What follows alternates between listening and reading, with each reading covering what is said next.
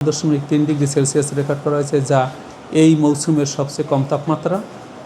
এই তাপমাত্রা আরেকটু কমে যেতে পারে, সামান্য কমে যেতে পারে আগামী 24 আওয়ার্সের মধ্যে। তবে 7 তারিখ থেকে তাপমাত্রা আরেকটু বেশি কমে যেতে পারে।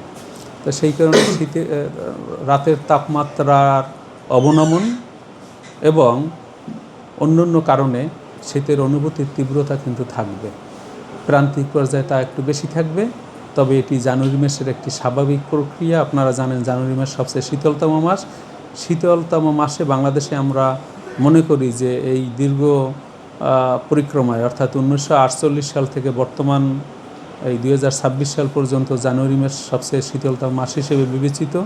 2018 সালে এই জানুয়ারি মাসে তেঁতুলিয়াতে তাপমাত্রা 2.6 ডিগ্রি সেলসিয়াসে নেমে আসছিল।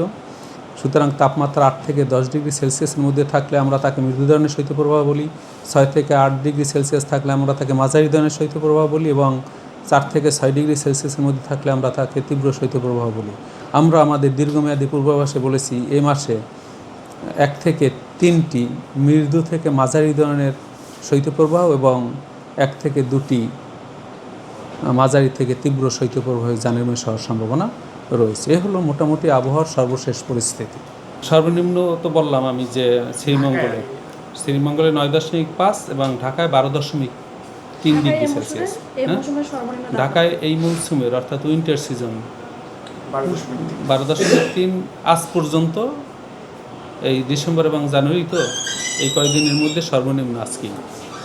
ঠিক আছে, থ্যাংক ইউ সো মাচ। হ্যাঁ।